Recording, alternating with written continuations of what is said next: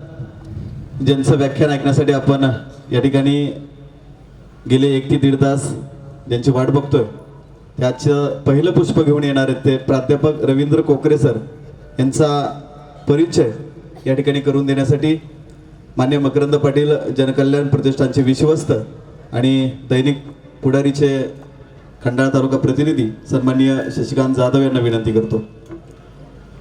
माननीय मकरंद पाटील जनकल्याण प्रतिष्ठान लोणंद यांच्या वतीने आयोजित केलेल्या या खेमातीर व्याख्यानमाला या पहिल्या पुष्पाचे वक्ते आपल्या सर्वांचे लाडके ग्रामीण कथाकार प्राध्यापक रवींद्र कोकरे सर यांचा परिचय खरं तर त्यांच्या नावातच संपूर्ण परिचय आहे.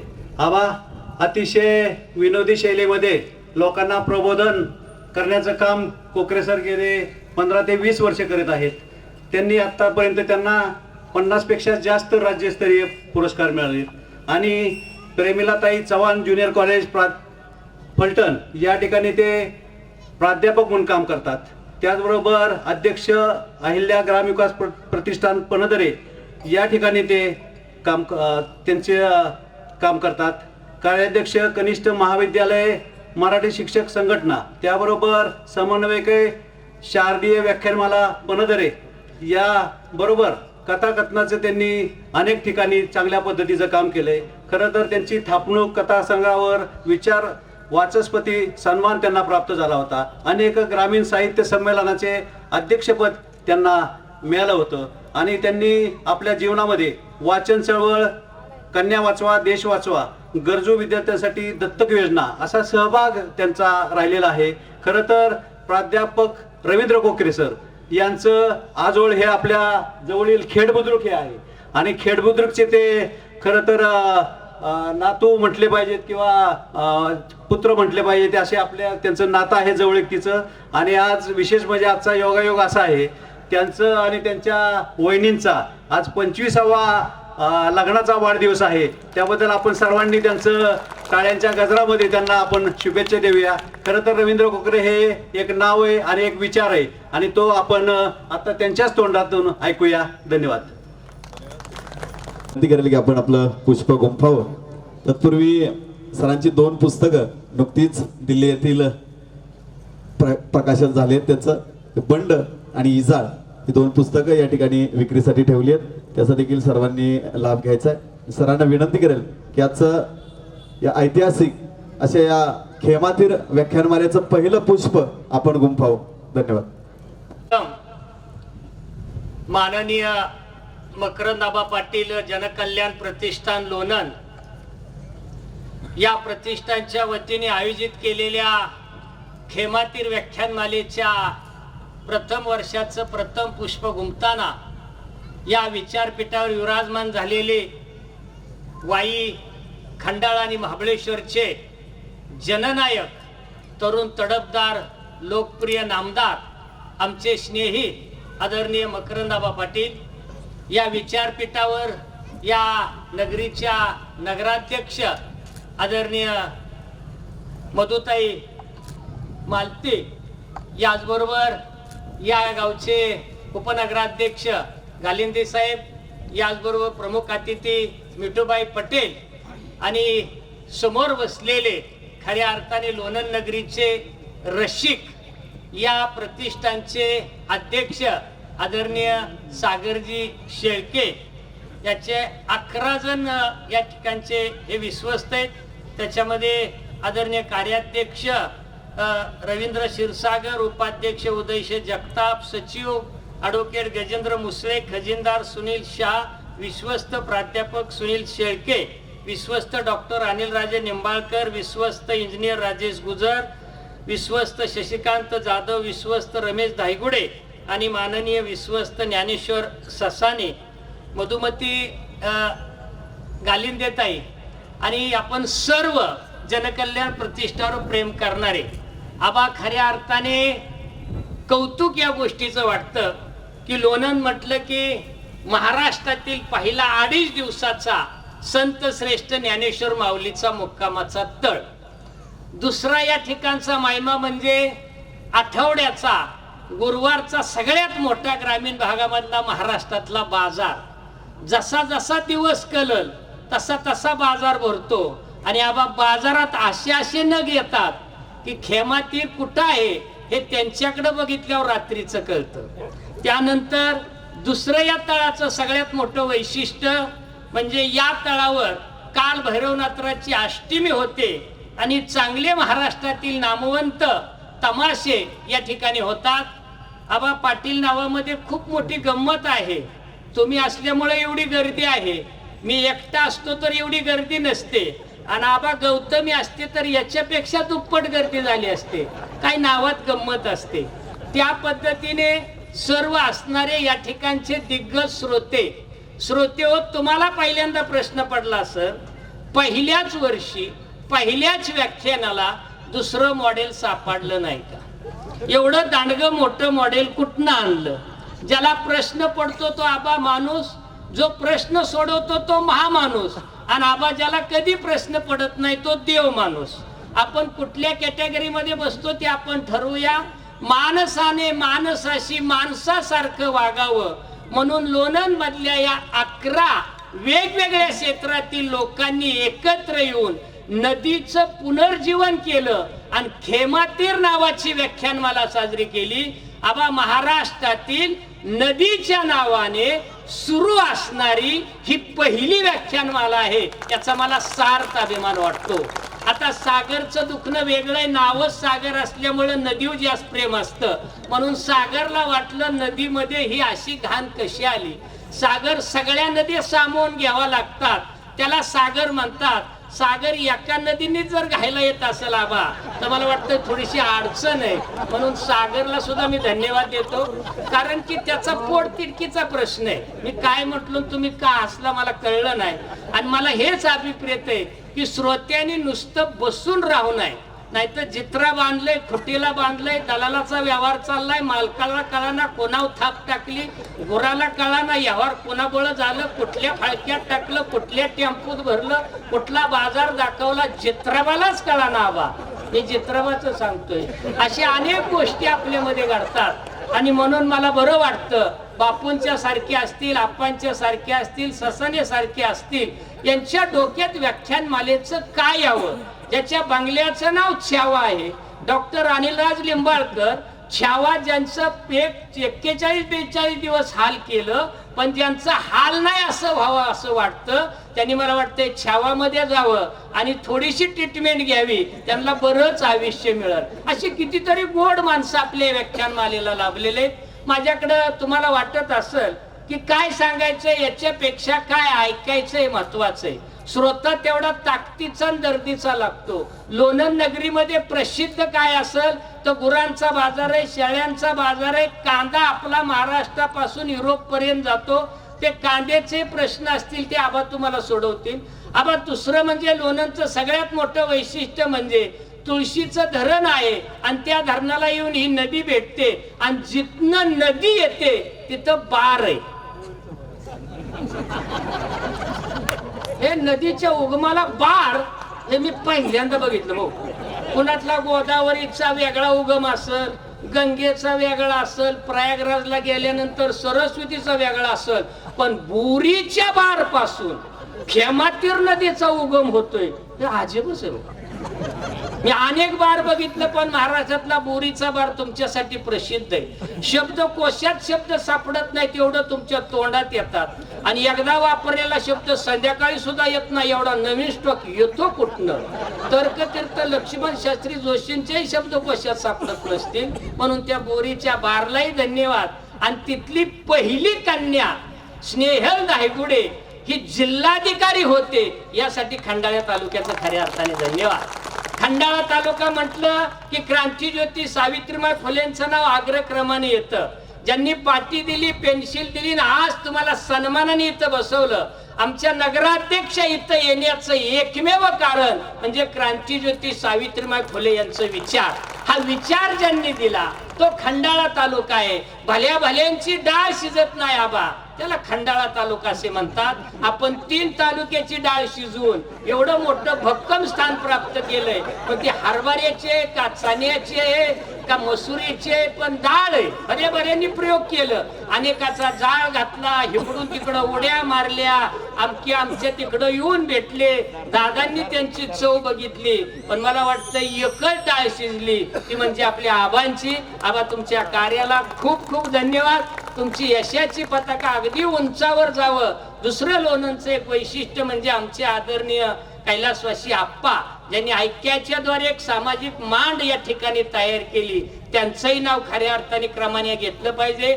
वडजाईच्या झुंजी असतात, अनेक झुंजी बघितल्या, म्हणजे बऱ्याच झुंजी बघितल्या, पण बैलांच्या झुंजी लावणार वडजाई सारखं एक ठिकाण आहे. आणि त्या ठिकाणी गेल्यानंतर ती बैल, मग काय त्या तरतरीची बैल असतात, त्याचे ते मालक बघितल्यानंतर बरं वाटतं.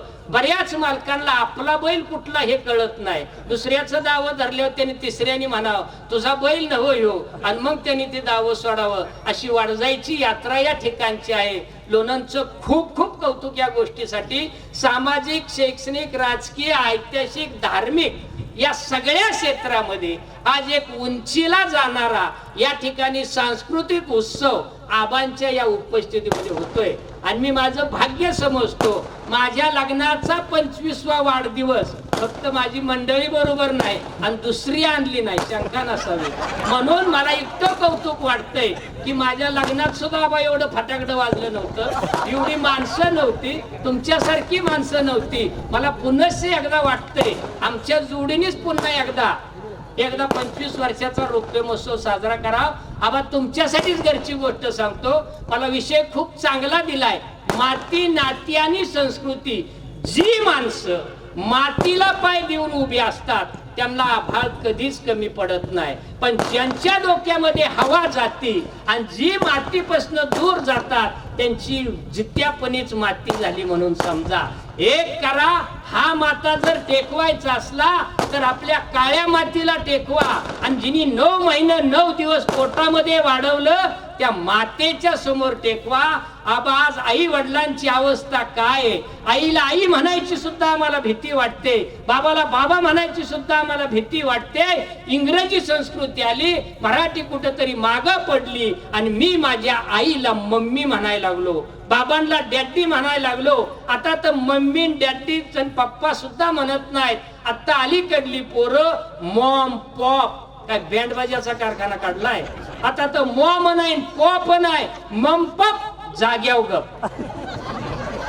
15 वर्षाचं पोरग घरात असू दे, आई शपथ काय नाही बोलाव, तुमचा जाहीर सत्कार करतो. आम्ही सुद्धा 15 वर्षाच्या मध्ये होतो, हे सुद्धा होते. आई वडिलांच्या समोर आम्ही झुकून उभा होतो. आता आई वडील आमच्या समोर झुकून उभं राहतात. एवढा मातीत बदल का झाला? या मातीत बदल होण्याचा एकमेव कारण म्हणजे तुम्ही तुमची संस्कृती, नाती सोडून चालला आणि नको ते घरात आणले. आबा, घरातली माणसं मुकी झाली आणि टीव्हीची डबडी बोलायला लागली, तेव्हा तुमच्या माझ्या घराची माती झाली. पहिले मातीचे पाय घेऊन माणसं घरात येत होते. चिखल जरी शेणाला लागला तरी काय वाटत नव्हतं. आता या मम्मा नावाच्या यंत्राने पार्टेकची फरशी आणली, गार भिताडा आणली, झुंबरची झुंबर आणले, लाईट्याच्या लाईटी आणल्या, चकाचक सोफा सेट आणले, मऊ गादीचे असले ते गालीची आणले. आणि म्हाताऱ्याचा चुकून जर घरात पाय पडला तर अशी असा आग डोम होतो, बॉम्बस्फोट परवाडला. अगं, ते म्हातारं होतं म्हणून तर त्याचं पोरग होतं, म्हणून तर तो गृहलक्ष्मी झाली. हे बिचारी तू खरंच विसरू नको. आणि खरंच मी तुम्हाला सांगू, ज्येष्ठ माणसांना जपा. एक वेळ देवाची पूजा करू नका, पण ज्यांनी देव दाखवला त्या आईबाबाला विसरू नका. तुमची माती सोन्याची झाली म्हणून समजा. आज इथं ज्येष्ठ माणसं आहेत, त्यांची अवस्था काय आहे? वयात आलेल्या पोरीच्या बरोबर बोलायची सुद्धा भीती वाटते.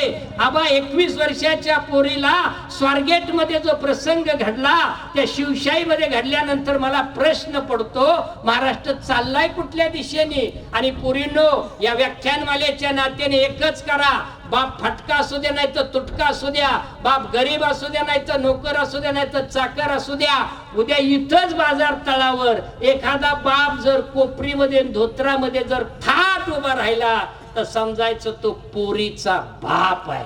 म्हणून पोरींनो, बापाची इज्जत राखा. बापासारखं सुख पोरीला दुसरं कुणीच देऊ शकत नाही. आणि एखादा बाप जर खाली बघून चालला असलं तर समजायचं राती पोराने त्याला सडाकलेला दिसतोय. हा पोरातून पोरीत फरक आहे. मुलीच्या जन्माचं स्वागत करा, कन्या वाढवा, देश वाचवा हे सांगावं लागतं. आबा अजूनही मुलींच्या बाबतीत आपल्याकडे भेदाभाव केला जातो. परवा सांगायची गोष्ट, मी मुलगी बघायला गेलतो, माझ्यासाठी नाही, माझीच आता लग्नाला आली. आमच्याकडे आले 2 मोठे माणसं आले, आप्पान बाप्पू आले. आणि आप्पान बाप्पू म्हटले आम्हाला पोरगा बघायला जायचंय, मुलगी बी बघायला जायचंय.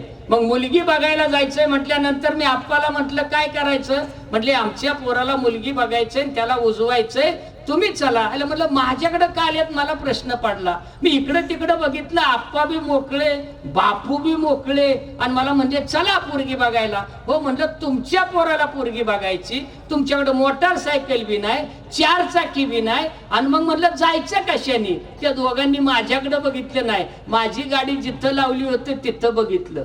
माझ्या लक्षात आलं, म्हणलं दुर्री माणसं आहेत लोंदाची. म्हटलं ही कधी पलटी आपली करताना सांगता येणार नाही.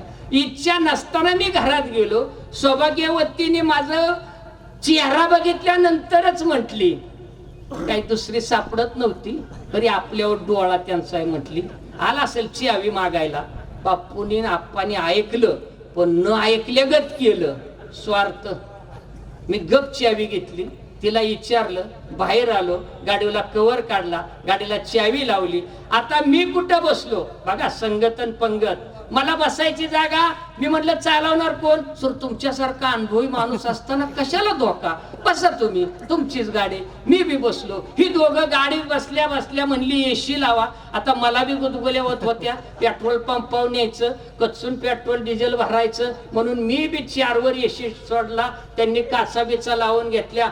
डिझेलच्या पंपावर गेल्या गेल्या गाडी डिझेल भरायला घेतली. त्या पोराला म्हटलं उचलून बसतोर भर. त्यांनी हलवून हलवून गाडी डिझेल गच फेस तर भरलं. रुपये झालं 3,500 रुपये. मी माग बघितलं, बाप्पू आप्पाकडे बघत्यात, आप्पा बापूकडे बघत्यात. मला काय प्रश्न कळा ना. आणि मग ती दोघं म्हणतात एटीएम घरी राहिलाय आणि आता मोबाईल मध्ये बॅलन्स नाही, सर तात्पुरतं देता का. ह्यांच्या पोराला पोरगी बघायची, 3,500ची भवानी माझी झाली. गरज नसताना मी ते 3,500 रुपये दिलं. या बाजारांनी पेढ्याच्या दुकानात गाडी नेली, 1.25 किलो सातारी कंदी पेढे घेतलं, त्याचं 750 रुपये. पहिला अनुभव होता म्हणून ते भरलं. 4,250 रुपयाला जाग्यावर चुना लागला. सुनियांना करायची. 250 रुपये ब्लाउज पीस, नारळ, वटीचं सामान घेतलं. 4,500 रुपये जाग्यावर गेल्यावर पुरीच्या दारात गाडी गेली. आबा पुरीच्या दारात गाडी गेल्यानंतर पुरीचा बाप धावत आला, मागल्या दरवाजाकडे गेला. मागला दरवाजा गाडीचा उचकाटला. या दोघांना रामराम घातला. या दोघांच्या हातात हात देऊन त्यांना घरात घेऊन जायला लागला. आणि माझ्याकडे बघून पुरीचा बाप म्हटला, ड्रायव्हर लिंबाखाली लिहून गाडी लावता का. आबा संगत आणि पंगत चुकली की आयुष्य बिघडलं म्हणून समजा. 15 लाखाची गाडी माझी, 4,500ला चुना माझा, आणि त्यो पोरीला बाप्पाला म्हणतोय ड्रायव्हर आंब्याखाली गाडी लावता का.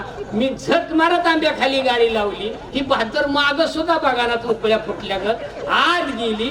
पोहे खाल्लं, चहा पिले, आणि मग म्हणत्यात सरांना बोलवा की. मग पुरीचा बापाला मला म्हणतोय तुम्ही सरळ होय. म्हटलं माझ्याकडून वाटलंच नव्हतं. धन्य म्हणलं तुला दिवसा तरी वाटलं नव्हतं. म्हटलं त्यांनी मला आणलं, चहा दिला, पोहे दिला. हे दोघं माझ्याकडे बघानातच. आता पोरगी पाटावर बसल्यानंतर ही परत दोघं म्हटली आम्हाला कुठं काय त्यातलं कळतंय वा मोर.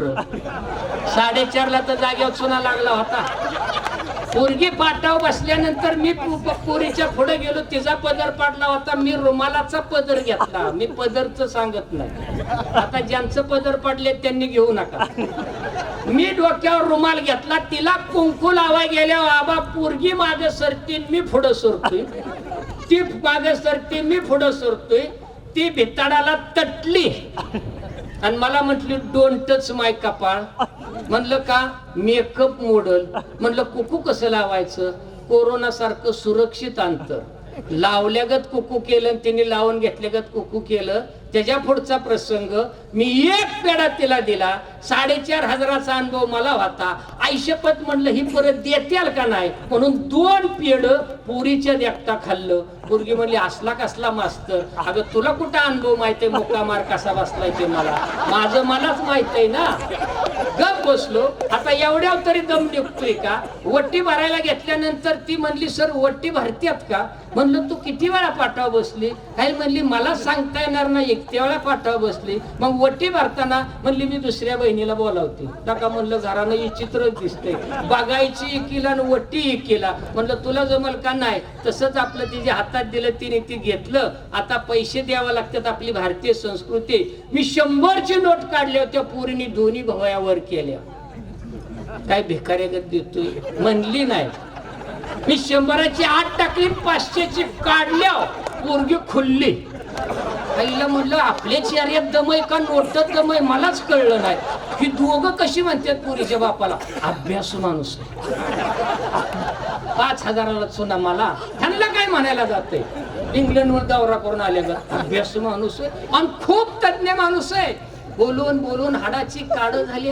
मी ऐकतोय 500 टाकलं आणि मी गप बसाव का नाही आबा म्हणून त्या लेकराला विचारलं तुला स्वयंपाक पाणी येतो का नाही. वा सर म्हणली. स्वयंपाक आपल्या हातनं एकदा जीवन गेल्यावर त्याला परत तलपच होत नाही. तरी पण मला तलप झालीच. म्हणलं काय स्वयंपाक येतो. म्हणली पुरणपोळ्या. माझा आवडता आयटम वारकरी असल्यामुळं. कशा करतात पुरणपोळ्या. अय्या सर तुम्हाला माहित नाही, चूल पेटवायची, पातेली ठेवायचं, आदान टाकायची, डाळ टाकायची, गुळ टाकायचं, पुरण वाटायचं. म्हटली कणिक तिंबायचं, कणकीचं असं उंड करायचं, पुरणाचं असं गोल गोल गोळ करायचं आणि पुरणाचं गोल गोल गोळ म्हणली असं खोल करायचं आणि त्यात कणिक भरायची. आबा मला पुरणपोळ्यानं खातात जड गेल्या. आईला म्हणलं फॉल्ट सांगण्यात आहे का ऐकण्यात आहे.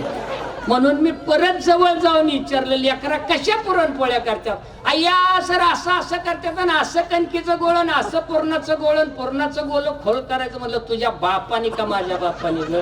पुरणात कणिक भरतात का कणकीत पुरण भरत नाही. हे ज्या पुरीला कळत नाही हा पुरीचा दोष नाही आबा, हा तिच्या आईचा दोष आहे. म्हणून आयांनो तुम्ही पहिल्यांदा पुरीला चांगलं वळण लावा. दिल्या घरी पोरगी तुमचं नाव काढील. आज लाड तुमचं झाल्यात. माझी सोनी ठेवू ना टीव्ही पेटो. कुठं याच्या पुरी आपल्या कपड्यातल्या पुरी तुम्ही फिरवता, नाचायला पाठवता. रात्री गेले पुरी कुठं कळत नाही. एक तुम्हाला सांगू, एक वेळ जर पुरीची संगत चुकली तर आयुष्य बिघडलं म्हणून समजा. वयात आलेल्या पुरी ध्यान ठेवायचं काम आईंचं असतं. म्हणून आबा घरात जिजाऊ पाहिजे, अहिल्या पाहिजे, सावित्री पाहिजे. आज सगळा वेळ तुमचा टीव्हीच्या पुढे जातोय. टीव्ही बघू नका असं मी म्हणत नाही. का माती झाली तुमच्या माझ्या घराची कळलं. नात्यात नातं राहिलं नाही, माणसात माणूस राहिलं नाही. अरे कुत्र सुद्धा तुमच्या माझ्या दारात उभं राहत नाही का. कुत्र्याला सुद्धा माहितीये नुसता बांगलाय पण तुकडा मिळणार नाही. आणि ज्याला तुकडा मिळत नाही त्याच्या दारात जातं, तिथं ते शांत राहतं. माणूस की म्हणायची कुणाला. आलेले दार उघडलं पाहिजे, तांबर पाणी दिलं पाहिजे, कब्बर चहा दिला पाहिजे आणि काही घेऊ नका आबा 2 मिनिटं तरी दिली पाहिजे. आज माणसं नुसती शरीराने वाढली आणि मेंदूनी सडायला लागल्यात. बोलायलाच तयार नाहीत माणसं. हाय का संवाद कुठं. व्याख्यानमालेच्या निमित्ताने तुम्ही आलाय, घरात टीव्ही बोलायला लागलं. परवा मी एका ठिकाणी गेलो तर पाहुण्याने मला असं केलं. आईला म्हणलं नवीन पद्धत दिसते. मी बी असं केलं, पाहुण्याने असं केलं. मी लगेच त्याच्या शेजारी बसलो. आता मला तलब मी खिशातनं ते डबडं काढलं. मी हळूच पाहुण्याला विचारलं चार्जर आहे का. रामराम गेला भित्ताडाकडं. चार्जर आहे का. लगेच चार्जरला लावून त्याचं पोरग त्याच्यावर बसलेलं होतं. काय चाललंय मोबाईल मध्ये मला सांगा ना. कुर्डेवाडीमध्ये कालची घटना बघितली असेल. चक्री गेम खेळला बा एक पोरगा आणि चक्री गेम मध्ये त्याने काय गमावलंच नाही. फक्त 16 एकर फुकली, 50 एकराला बांबू लागला, घरदार इकलं आणि आज तो पोत्यावाला आहे. ह्या तरुण पोराला व्याख्यानमालेच्या निमित्ताने एकच आहे, हरिपाठ वाचा, गाथा वाचा, चांगली पुस्तकं वाचा आणि नाहीच वाचाय जमलं तर आई वडिलांच्या जवळ बसा आणि थोडा तरी संवाद करा. संवादाशिवाय घर टिकणार नाहीत. काढा वाद चालू आहे आज. आहे का नाही वाद.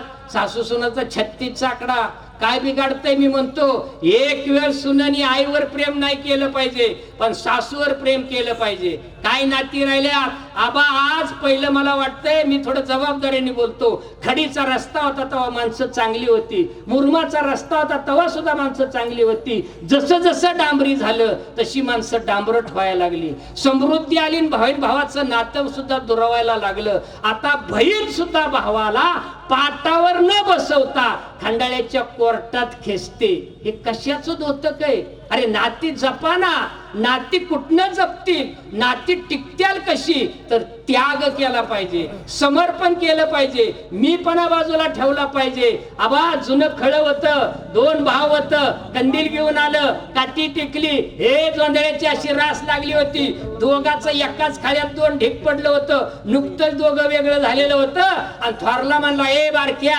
उठ आणि गावाकडे जा, घराकडे जा, भाकरी खाऊन ये, तवर मी ढीक सांभाळतो. बारक उठलं, माग सुद्धा बघितलं नाही. त्याचा जेवढा रास विश्वास नव्हता तेवढा त्याच्या मोठ्या भावा विश्वास होता. ते गेलं, भाकरी खाऊन आलं, कुत्री भुकायला लागल्या, मोठं उठलं आणि बारक म्हणतंय, दादा जा तू भाकरी खाऊन ये. दादा उठला, त्यांनी मागं बघितलं नाही, कंदील घेतला, गावाकडे गेला, जीवन आला. असंच पौर्णिमेचं टिप्पूर चालणं पडलं होतं. एवढ्यात एका भावानी, एक भाव नसताना काय केला बा? तर ज्या वेळेला बारका गावाकडे गेला तेव्हा थोरला त्या ढेगाकडे बघता बघता म्हटला, बारका आहे, त्याची लहान पोरं आहेत, त्याला अजून बरंच काहीतरी करायचंय, माझ्या पोरांचं मार्गी लागलंय, मी किती जरी राबलो असलो तरी थोडं त्याला जास्त धान्य देवं. बारका नसताना मोठ्याने त्याच्या रासातलं काही धान्य याच्या राशीमध्ये टाकलं आणि निवांत बसला. मोठा ज्या वेळेला जेवाय गेला आणि बारका खायावर आला तर बारक्याच्या मनात हाच विचार आला, बापाच्या माग भाव राबला, लहानाची मोठं आम्हाला केली, शिक्षण दिलं, आज तो काबाड कष्ट करून थकलाय, त्याला थोडस देऊया. त्याने त्याच्यातलं दिलं. मला सांगा, दोघाला कमी पडलं का? देणाऱ्याने देत जावे, घेणाऱ्याने घेत जावे. एक दिवशी देणाऱ्याने घेणाऱ्याचे हात घ्यावे. आज देणाऱ्याची संख्या कमी झाली आणि घेणाऱ्याची संख्या वाढली. आबा तुम्ही नामी नशीबवान आहे. श्रीमंती कशात मोजायची? ज्याच्या घराच्या बाहेर चपलेचा ढीग आहे आणि ज्याच्या घरात लिकी सुन्याच्या हसण्याचा खळखळाट आहे, ते जगात श्रीमंत घर, सगळ्यात जगात श्रीमंत घर. आणि तुमच्या हसणं लोप पावत चाललंय. हसणं काय इकत आणायचंय का? अजून तरी बरं आहे, आपल्या महामहिम नरेंद्र मोदी यांनी त्याच्यावर GST लावला नाही, नाही तर उद्या दिवसात किती हसला एवढा GST, रात्रीचा किती हसला तेवढ्या GST. एवढं तर ठेवलंय मोकळं. पण हसायचं कळा नसतो मला. धरून आणल्यागत, दुखावटा पाळल्यागत. काय कायला तर आयतवारचा विनोद केल्यावर पुढच्या रविवारी कळतो. ठेव का? त्या आईला कळलं. सोमवारी वांगी तुडली, मंगळवारी कॅरेट भरलं, बुधवारी टेम्पोत टाकली, गुरुवारी निलावाला आणली, शुक्रवारी इकायला मांडली, शनिवारी वांग झालं आणि खाणारा आयतवारी म्हणतोय काय चांगलं वांग. तर काय चाललंय? तिथल्या तिथं कळाव. काही जणाला आता घरी गेल्यावर कळल त्याला, आईला खिमा का ख्यामा, त्याचं खिम्यावच द्या ना. आणि तीर असला का नाही गाड्याला? ए नादच ना. बर बसाय दोन गाडी असली की व्याख्यान मला सुरूच. 20 रुपयाचं लाल पाणी, 5 रुपयाचं फटानं. ए कोकरे सराला काय कर, आमचा बाजारच ना. 25 रुपयात माणसं इकत घेणार आहे. त्यांच्या डोक्याचा खेमाच ना. खेमा तीर व्याख्यान मला तीर कळतो ना. तिरामध्ये फरक आहे. कुणाचा तीर कुणी घेतला तो भाग वेगळा. आबा कुणाचा का असा ना, कुणाकडे तरी सुरक्षित आहे तो भाग वेगळा. कुठं मशाली चालल्या, बरोबर आहे. आबा आपल्या घड्याळ्याकडे मन बरं आहे, घड्याळ तेच वेळ नवी, बरोबर आहे. मला सांगा ना काय चाललंय. आणि म्हणून मी तुम्हाला सांगतो, खेमातीर व्याख्यान मालेचं वैशिष्ट्य हे आहे की तुम्हाला एक तीर दिसला जगण्याचा, तुम्हाला पुढचा तीर सुद्धा दिसला पाहिजे. आणि आयुष्यात ज्याला या तीरावरून त्या तीरावर जाता येतं आणि कुठल्याही अडचणीला सामोरं जाता येतं, त्याला जिंकलं म्हणून समजायचं. विहिरीत पोहणं सोपं, धरणात पोहणं सोपं, सागरात पोहणं सोपं, पण सगळ्यात अवघड पोहणं नदीतलं असतं. आणि ज्याला नदी कळली ना त्याला जगणं कळलं. नदी काय सांगते, कशाचं बी पाणी येऊ दे, माझ्या बरोबरच येऊ दे. आबा तापलेल्या जर तव्यावर आभाळातनं पडलेलं पाणी पडलं तर अस्तित्व संपतं. तोच पाण्याचा थेंब पावसाचा शेणकाल्यामध्ये पडला तर शेणकाला होतो. तोच पाटात पडला तर पाटाचं पाणी होतं. तेच गटरात पडलं तर गटर होतं. तेच वड्यात पडलं तर वड्याचं होतं. तेच गंगेत पडलं तर गंगेचं होतं. तेच समुद्रात पडलं तर समुद्राचं होतं. तेच आळवाव पडलं तर आळवाचं होतं. हराळीव पडलं तर बिंदू होतं. पण आबा यांच्यासारख्या उघडलेल्या शिंपल्या जर तो थेंब पडला तर आयुष्याचं मोती होतात. काय करायचं ते तुम्ही ठरवून घ्या. पाऊस तोच, फक्त त्याची संगत बिघडली म्हणून त्याची पंगत बिघडली. म्हणून संगत आणि पंगत चांगली ठेवा. एक वेळचं जेवण जर बिघडलं तर एक वेळचं पोट बिघडतं, पण एक वेळची जर संगत बिघडली तर आयुष्य बिघडतं. माणसं कमी जवळ ठेवा पण चांगली ठेवा. हलक्या कानाचं होऊ नका. तुम्हाला तर एक सांगितलं की दुसरंच, आणि तुम्ही त्याच्यात अनेक मसाला टाकून तिसरंच करता. जिरा राईस करायला सांगितलं होतं तर पुलाव भात, मालक फुल पुलाव. पुलाव कळला तुम्हाला? अब आमच्याच घरची गोष्ट सांगतो, जाऊ द्या मरू द्या. तुम्हाला हसा येतंय ना? आता हे सांगितल्यावर जर हसायला आलं तर समजायचं आपण माणूस आहे. त्यातलं जास्त कळलं तर समजायचं महामाणूस आहे, आणि सगळंच कळलं तर देव माणूस आहे. आमचीच गोष्ट सांगतो. 18/4/2000 मी एकटा होतो स्वातंत्र्यात. आप्पाला आणि बापूला काय सुचना म्हणली, मोकार फिरतय, मग गुतवा कुठेतरी बाजारात. 18/4/2000 सगळ्याच्या साक्षीने मस्तकावर काय पडला? अक्षता पडली. त्याला आज किती वर्ष झाली? बरोबर 25 वर्ष झाला हा प्रवास चालू आहे. आणि 18/4/2000 मला आबा एक सरकार भेटलं.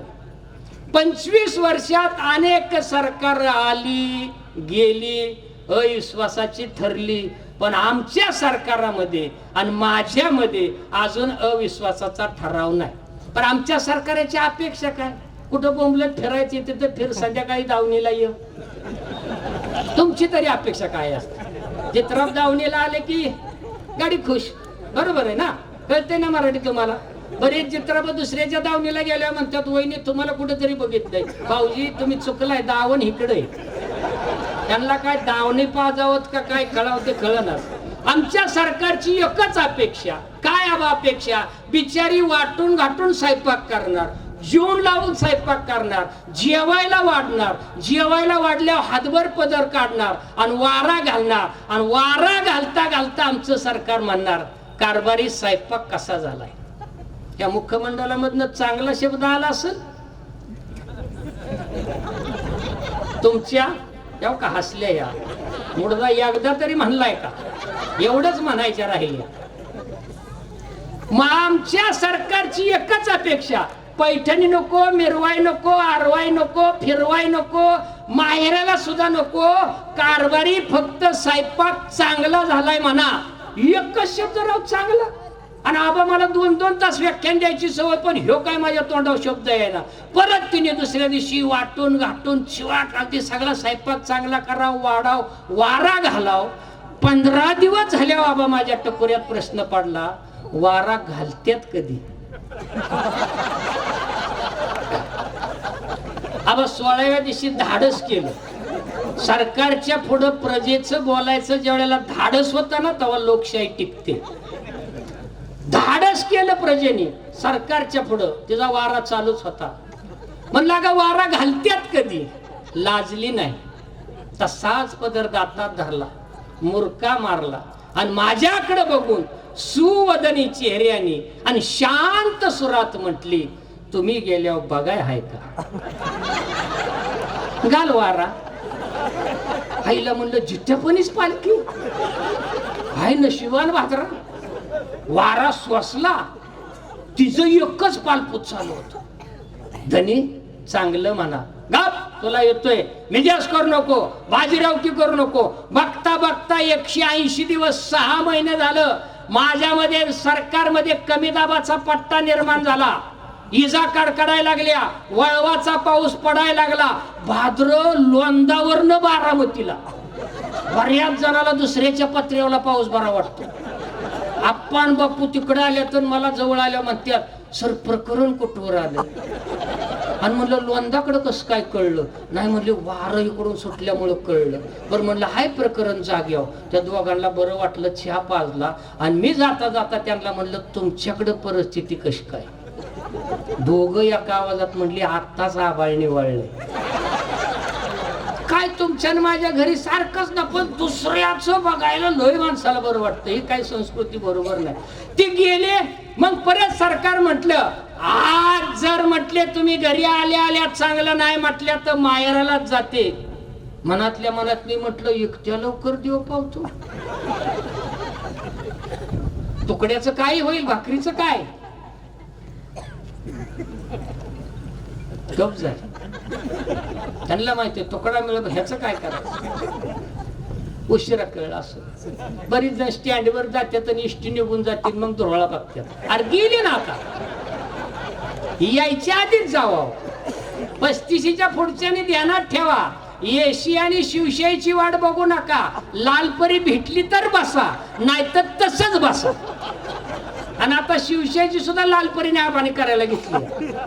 काय नवीनच तंत्र निघले. 35 झाली, 40 झाली, हेमा मालिनीच पाहिजे, माधुरी दीक्षितच पाहिजे. बाजारात तू ढेकळात पडला तर ट्रॅक्टर आगावनं गेला तरी कळा ना. तुझा एवढा उजेड दिवसा बॅटरी घेऊन तुला तापसावं लागतोय आणि तू म्हणतोय मला हे मिळून पाहिजे. अरे हुलग्याला हुलगच भेटणार, कशाला मटकेचा नाद करा. बरं आपण मूळ मुद्द्याकडे येऊ का? फाट्याला फाट 14 गावाचा पाणी प्रश्न आबा पुढे मगाशी मांडला.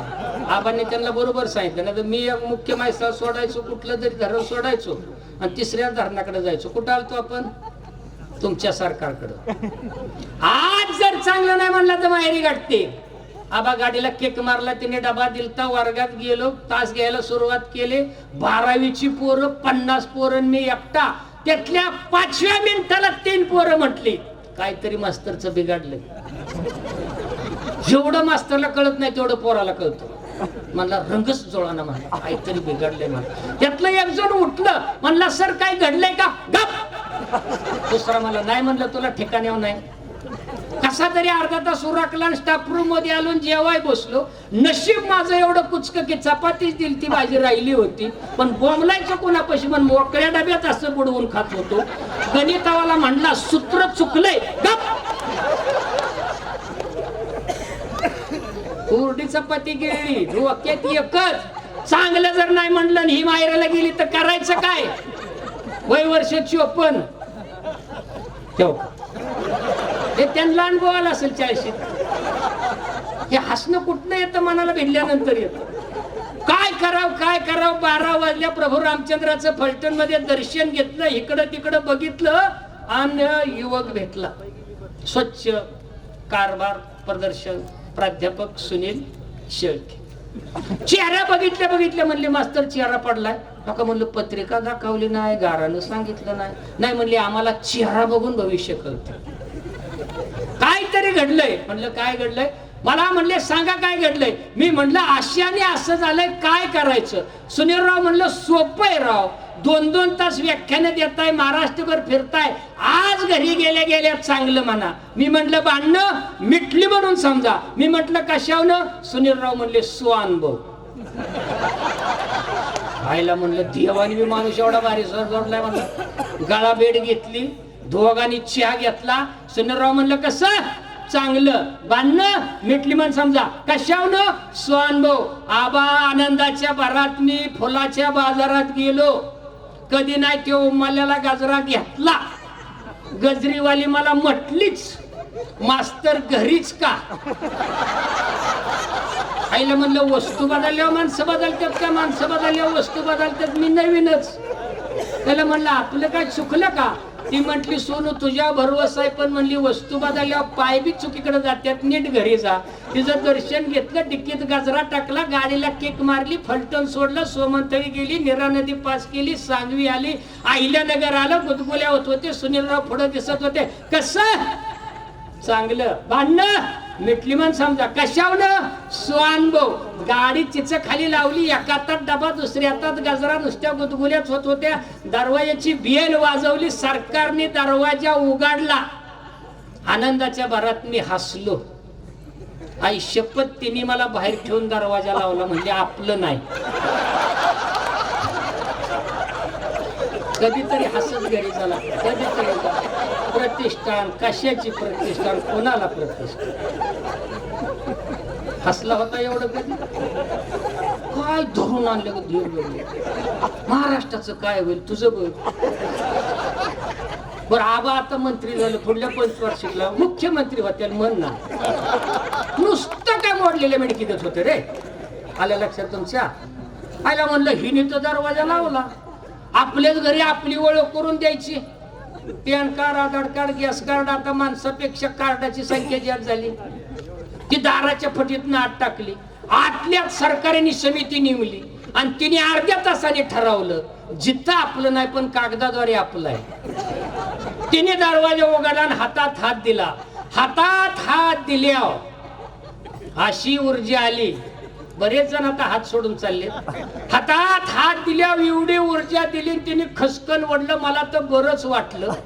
जसा अर्ध्यातनं हात सोडून दिला तसं मॉडेल भिताडाव, कपाळाला टिंगूळ, तळपायाच्या मस्तकाला तुझ्या. सुनीलराव म्हणले सायलेंट.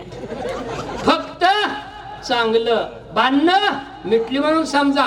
कापड बदलली, लुंग लावली, खांद्यावर टावेल टाकला, बाथरूम मध्ये गेलं. बाथरूम देखणं, फुडली भीत फुगलेली, मागली पाटलेली, फरशीतनं पृथ्वी दिसते, पत्र्यातनं आकाश दिसतंय. ग्रामपंचायती कनेक्शन, त्याला तोटी नव्हती, बादलीला बोर्ड नव्हतं, मगाला दांडा नव्हता. दरवाजा लावायचा म्हणून लावला, हातपाय धुतलं, खांगाळलं, बाहेर आलो. काय सरकारने जेवणाचा थाट केलता.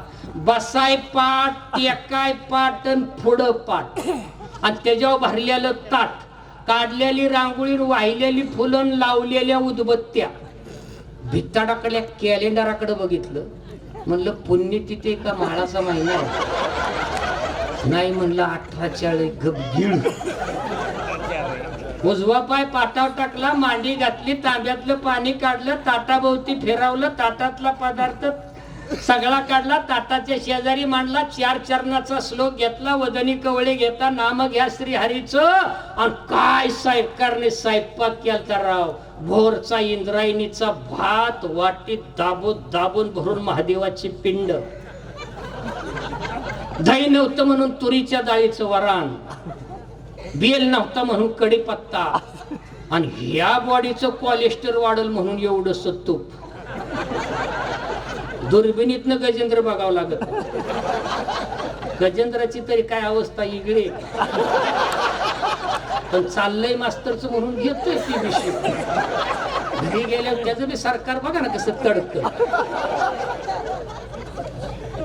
आणि लवकर घरी जायचं. आवाच्या नावाखाली काय खपूर. इंजेक्शन बरोबर बसलं. आमच्याकडे सगळ्या मापाचं सत्र असतं. उद्या दुसरं गाव ते हसलं म्हणजे बसलं असं. आलंय का सरकार? आलंय ना?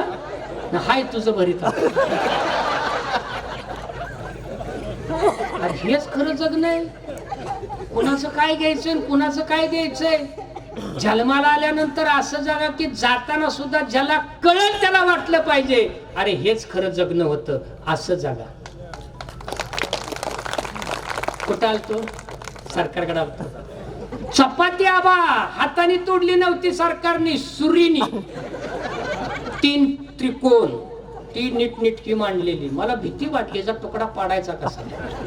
कोशिंबीर, कडबा, पापड, कुरडया, सांडगं, लोणचं, आणि वाटीत उभा आडवं चिरलेलं ओ ताई वांग. तेल डोकत होतं, शेंगदाणा बघतोय, तोंडाला पाणी सुटलं. सरकारकडे बघितलं, सरकारने माझ्याकडे बघितलंच नाही. एकच मतदारसंघ 25 वर्ष, आरक्षण बी उठाना, सरकार बी कंटाळलं ना प्रजेला. खायला म्हणलं असू दे आता काय, आता आरक्षण पडतच नव्हतं, आपण तरी काय करायचं. नेटाने चपातीचा तुकडा मोडला, वांग्याच्या गाभाटीला लावला, नरण्यात घास गेल्या वाटना आवाज आला. वाह काय चांगलं वांग झालं. सरकारचं 1 नाही 2 नाही 3 नाही म्हणलं 2-4 वेळा सांगितल्यावर सरकार ऐकतं. परत चपातीचा तुकडा मोडला, वांग्याची गाभाटी नरड्यात घास गेल्या. वाह काय चांगलं वांग. आबा वांग संपलं की सरकार फक्त पातीला पळीन वांगण वाटीन दणका. साहित्यात आबाळ भरल्यागत गच थोबाड झालं. मला कळा ना सुनीलरावचं चुकलं का सरकारचं चुकलं का आपलं गणित बिघडलंय. बर माझा स्टॅमिना तरी किती, 5 वांगी देता सकाळ व्याधी मूळ असताना. हे मराठी कळलं तरच व्याख्यान कळलं. आणि हिथं थांबलं तरी पहिली व्याख्यानमालेचं पहिलं पुष्प बापू यशस्वी झालं. काय कळलं तुम्हाला सजन साहेब, कळलं तुम्हाला हे यशस्वी. एवढी व्याधी असताना मी ती सोसलं राव. एकटा सकट वांगी संपवली. वांग संपलं पातीला पळीन वाटीन वांगण दणका. आणि माझं नेट तेवढं वाह काय चांगलं वांग झालं. शेवटी आबा पातील्यातली वांगी संपली. सरकार उठलं, पदर खावला, बांगड्या माग सारल्या. माझ्याकडे बघितलं अंतर ठेवून. पातील्यात पळी गुत्तावली, वरनच पातीला आदळलं. आणि हीच कडकडाव तसं सरकार कडाडलं. जाळ झाला माझ्या संसाराचा. 25 वर्ष स्वयंपाक केला तर कौतुक नाही, आणि शेजारीने भाजी दिल्यावर बरी म्हणली कौतुक चाललंय.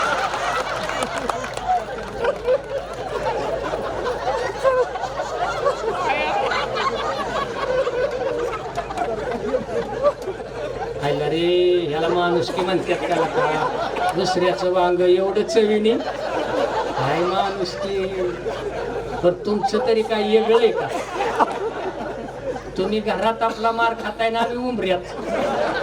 तर आमच्यासारखा सुचला की तुम्ही विचारणार काय झालं सर, आम्ही म्हणणार घसरलो. दुखणं एकच ना.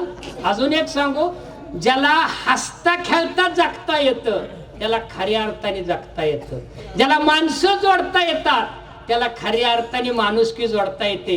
आणि अजून एक सांगतो तुम्हाला, काय कमावण्यापेक्षा आहे ते गमवू नका. बरंच कमावलं म्हणून समजा. आपण आता गमावण्याच्या नादात चाललोय. सगळंच चाललंय राव. पायजमान 17 होता तेव्हा 12 होता, 3 गुंड्याचा 17. तुळशीच्या त्या धरणावणी आला की बादा बादा 3 दाब पटला, आणि तो पायजमा धुतला तर त्याचा रंग बी जायचा आणि पांढरा धोट व्हायचा. आता 17 बी धोट व्हायना, माणूस बी धोट व्हायना. रेन वापरा नाही तर सर्फ वापरा. वॉशिंग मशीन टाकले होती नुसतं गुर्र वाळलं गेलं ना सगळं. एक चूल गेली आबा, 50 शब्द गेलं, एक पोळा गेला, एक बेंदूर गेला, एक बैल गेली, एक गाडी गेली, झुपण्या गेल्या, खेळा गेल्या. नव्या पोराला आता शिक कळाना, उलतान कराना, टोपलं कराना, फुगलेली कळाना, कच्ची कळाना, करपलेलं कळाना, काही कळत नाही.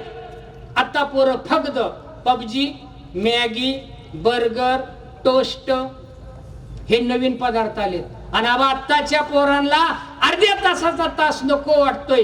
30 सेकंदाची रील्स चालते, रील्स. आणि रील्स वर तरी काय, आजच्या पोरांना 5 सूत्र आपा माहित आहेत. एक रील्स, एक व्हॉट्सअप, तिसरं इंस्टाग्राम, चौथं फेसबुक, आणि 5वं त्याची त्यालाच कळत नाही टायपिंग किती चाललंय. 1:30 आणि 2-2 वाजता पोरं जर ऑनलाईन दिसत असतील तर आपण करतोय काय. हात जोडून नगरीच्या लोणंद नगरीच्या माणसाला सांगतो, एक वेळ संपत्ती कमी कमवा, पण संतती अशी तयार करा की कमावलेली संपत्ती सुद्धा संपली नाही पाहिजे. आज तुम्ही संपत्तीच्या मागे लागलाय. संतती काय करते ती तुम्हाला सुद्धा कळत नाही. 20-20 रुपयाचे त्या स्टँगोच्या लाल पाण्याने माणसं बिघडायला लागल्यात. त्याच्यामध्ये किती झेर आहे, पण तुम्ही पाहुण्याला सुद्धा ते द्यायला लागलाय. लिंबू सरबत कुठनं तरी घराच्या बाहेर गेलाय. आपली संस्कृती जपा. मराठमोळी संस्कृती आहे. लोणंदला तेवढा मोठा इतिहास आहे, तेवढी मोठी संस्कृती आहे. येणाऱ्याला देत जा, भगवंत तुम्हाला 100% देईल. आणि वयात आलेल्या पोरीला मी एकच सांगतो, पोरीनं पाऊल तेवढं चुकतं फिरवू नका. तुम्ही जिंकला म्हणून समजा, आणि दिसल त्याच्या प्रेमात पडू नका. त्याचं कर्तृत्व बघा, त्याचं शिक्षण बघा, त्याचं संस्कार बघा. आणि पालकांनाही विनंती, मुलांच्या आणि मुलींच्या विरुद्ध जाऊन निर्णय घेऊ नका. काळ बदलत चाललाय, बदलत्या काळा पद्धतीने तुम्हाला आलं पाहिजे. आणि आबा अजून एक सांगतो, फुकाफुकीचा आणि कापाकापीचा वाढदिवस साजरा करू नका. ती आपली संस्कृती नाही. 150 वर्ष झालं निघून गेली. आता 80 वर्ष झालं इंग्रज निघून गेलं, तरी सुद्धा खुरपणारी बाई सुद्धा म्हणते आईस. कळलं? Ice cake. पोरग 15 वर्षाची, गाबडी 17, त्याच्यावर 17 मेणबत्त्या, ते आईस केक, त्याची क्रीम कटल्या भट्टीतली, डालडा कुठला पण टेस्ट आहे. ही भवानी लई नाकरी आली ना, हे दम धरत नाही. त्याचंच नाव, त्याची ती तलवार नाही तर सुरी, त्याचा तुकडा पाडायचा, त्याचा तुकडा त्याच्या नरड्यात कोंबायचा, त्याच्या गालाला क्रीम लावायची आणि 10व्याला बसल्यागत म्हणायचं हॅपी बर्थडे. काय कावळा शिवायचा आहे का पिंडदान करायला बसलाय? अरे फुकाफुकीचा आणि कापाकापीचा वाढदिवस साजरा करू नका. आपण एक नवीन पद्धत काढली आणि आबा मकरंद आबा पाटील जनकल्याण प्रतिष्ठान या पुढं 11 विश्वस्त आणि त्यांच्याबरोबर जी माणसं असतील ती इथून पुढं फलछेदन, वृक्षारोपण आणि ग्रंथ वाटप यानेच वाढदिवस साजरा करणार. कापाना फळं शेतकऱ्याला चांगले 4 दिवस येत्याल, राहिलेल्या साली गाय खात्याल. काय त्या केक मध्ये एखादं झाड लावा, एखादं पुस्तक वाचा.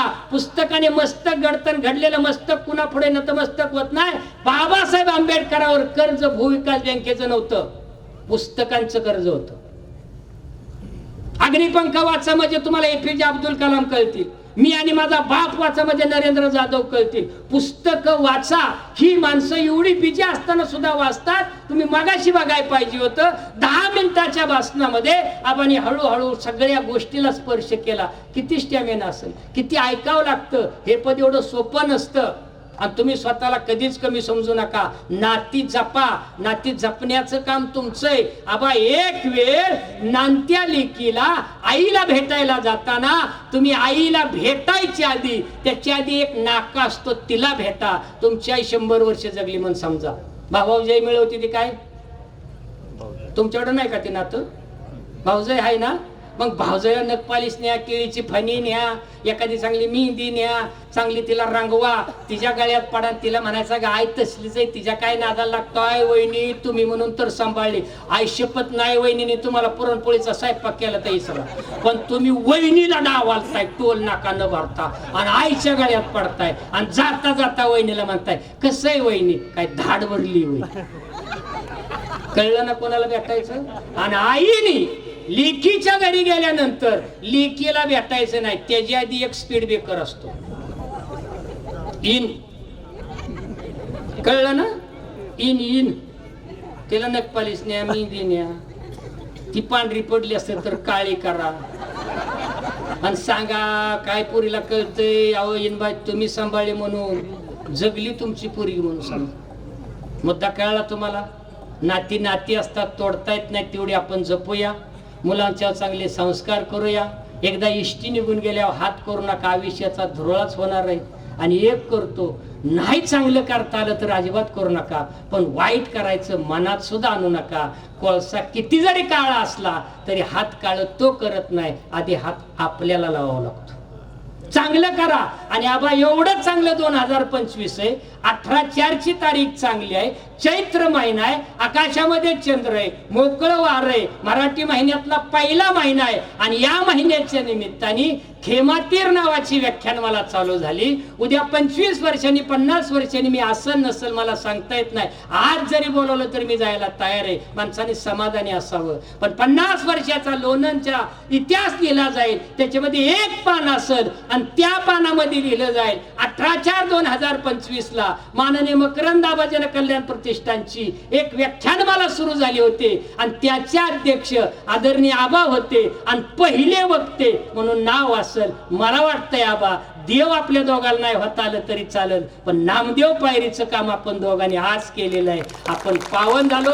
पुनश्च एकदा तुम्हाला या व्याख्यानमालेच्या निमित्ताने खूप खूप शुभेच्छा. उद्या इंद्रजित देशमुखांचं सुद्धा याच्यापेक्षा थोडीचं व्याख्यान आहे, ते ऐका. परवा अरुण गोडक्यांचं व्याख्यान ऐका. आज संख्या होती, प्रत्येकाने फक्त एकाना एक एक मित्र आणा. चुकीच्या ठिकाणी नेण्यापेक्षा योग्य ठिकाणी माणसं आणा. नाही तर इथं जर पैठणीचा कार्यक्रम ठेवला असता तर मला सुद्धा गाडी कुठंतरी बोरीला नाही तर सुकेटला ठेवावं लागली असते. फुकाटचं काही घेऊ नका, मिळेल त्याच्या नादाला लावू नका. 1,500 आबा देत्यात, 2100ची वाट बघूया. आणि आबा खरंच हे 1,500चे आहेत. किती पात्र होत्या मला माहित नाही, पण आता दिल्यात तर त्याचा आपण आनंदाने स्वीकार करूया. पुनश्च एकदा तुम्हाला खूप खूप धन्यवाद देतो आणि इथं पोलीस वर्ग आहे त्यांनाही धन्यवाद देतो.